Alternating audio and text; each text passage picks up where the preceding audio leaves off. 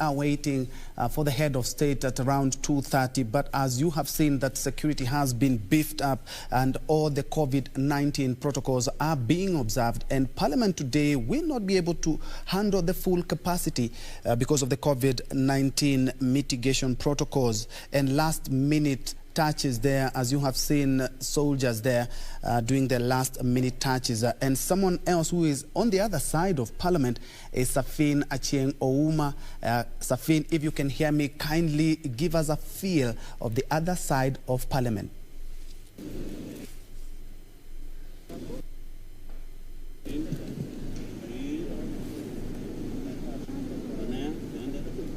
Thank you so much, Bentro Njue. We're coming to you live from the Parliament buildings right here in Nairobi. We are just standing outside the Senate buildings, and what we are doing here is just awaiting the arrival of President Uhuru Kenyatta, who is supposed to be addressing a special sitting of both the National Assembly and the Senate today at around 2:30. It's just, the clock is ticking, and he's just about to arrive at this particular venue. But expectations remain high here as the members of Parliament and the senators began arriving in the morning ahead of the much anticipated address by the president himself. And joining me to have this conversation, just to discuss more on some of the issues that ought to inform the address by the head of state, is Mheshimiwa Gideon Mulyungi, the Member of Parliament for Kitui Central. Thank you so much, sir. Mwingi Central. Thank you so much, sir, for creating time for us. So probably you can just, tell us a bit about your expectations ahead of the address by the president. Yeah, we are here today waiting for His Excellency the President of the Republic of Kenya, Mheshimiwa Uhuru Kenyatta, to address us on the state of the nation as provided for in the Constitution. And expectations are very high. People are very curious and very anxious on what President is coming to tell the nation amid a lot of issues arising across the country. And one of the major agenda we expect the President to address today is the BBI agenda. We expect the President to give us Kenyans the roadmap to the realization of the BBI.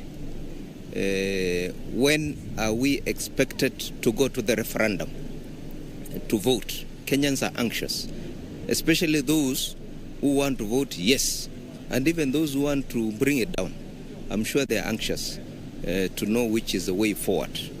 As Member of Parliament for Mwingi Central, I stand with President Uhuru Kenyatta and the Right Honorable Raila Odinga in support of the BBI, and because of the fact that they brought the country together, and that's what we are looking forward to.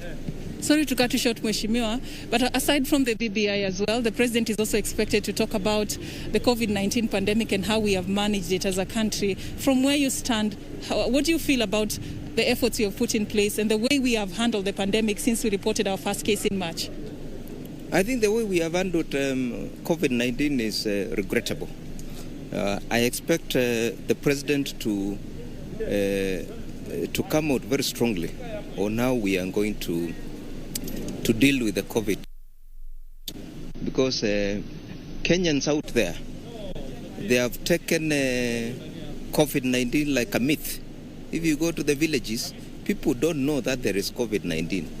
It's only, even in the city center here in Nairobi, only a few are cautious about COVID-19. So I think the President should address on strategies on how we are going to deal with the social myth about COVID-19 without locking out the economy of the country.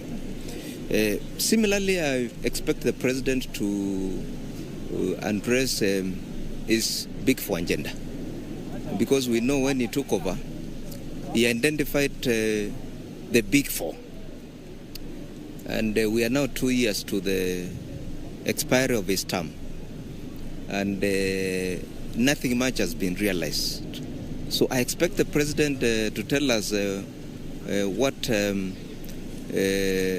strategies he has put in place before he exits State House to realize his dreams, so that he can leave a legacy to the Kenyans, especially the universal health care, because people are suffering, especially under COVID-19, those who are dying. They are receiving huge bills, and people out there, universal health care is not yet working, and even affordable housing has not been fully realized, even here in the city center. Of course, a lot is to be expected. We are talking about the state of the nation. Would you say we are at a good place as a country? What is it that you feel are our strongest achievements as we expect the president to be addressing the special sitting this afternoon? I think the strongest achievement by His Excellency the President, which has not been achieved by any other president, is uniting the country. Yeah, bringing the opposition to his side. That is something world over, which is not easy to achieve. And I think I must commend the president for just achieving that alone.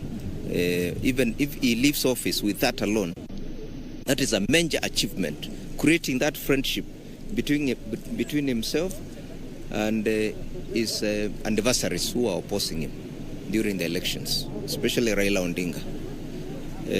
Similarly, I also expect the president to address the issue of education, because we know our kids have lost 1 year.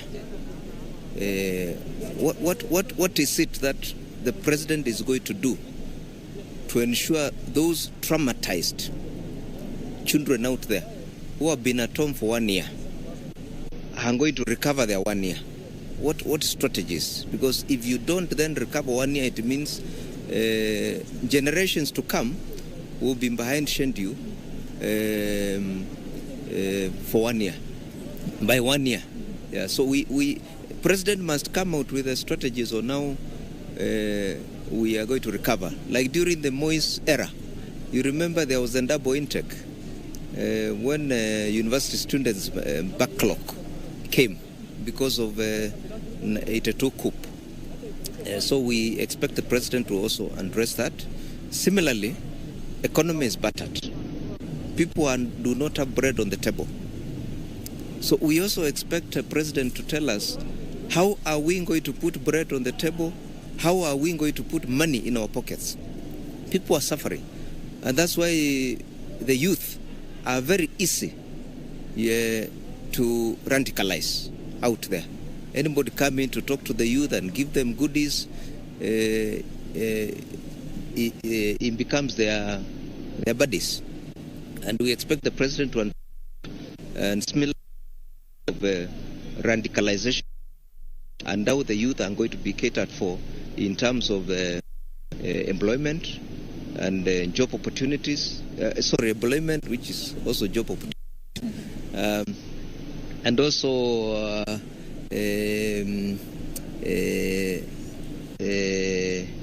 putting food on the table for themselves, even those who are not in employment. We know the BBI is also addressing for the BBI. The youth needs to be catered for. Right. So, thank you so much, Mheshimiwa, for your time. I wish you could have time to continue having these conversations, but Mheshimiwa, they are just representing the views of some of the leaders who are here waiting for the arrival of the president and the much anticipated State of the Nation address, talking about key issues that he expects as a member of parliament to be included in this address. President Uhuru Kenyatta expected to lay the way forward on the post-COVID-19 recovery plan that touches on the sectors that have been affected, talking about the economy, the education sector, and of course the sources of livelihoods for thousands of Kenyans who lost their jobs during this pandemic. Also talking about the BBI, which is expected to be forming center stage in the address by the president as the country gears towards achieving unity and brotherhood going forward. Of course, we still do not know yet what else is contained in this address, but that is why we are here for you on the ground to keep you updated as soon as that happens. So what is happening right now is just finalization of the preparations that have been going on for quite some time as we expect the president to be arriving here. Security is quite tight here, and movement is restricted just to make sure that, everything is in order. Of course, also it's happening under strict adherence to the COVID-19 safety protocols. Not all the members of parliament are going to be given a chance to follow these proceedings, just as the number has been limited to slightly above 100. So just to make sure that they observe the social distance. Of course, we'll be giving you more details as soon as we receive information. But for now, that's all we have for you. It's back to you in studio.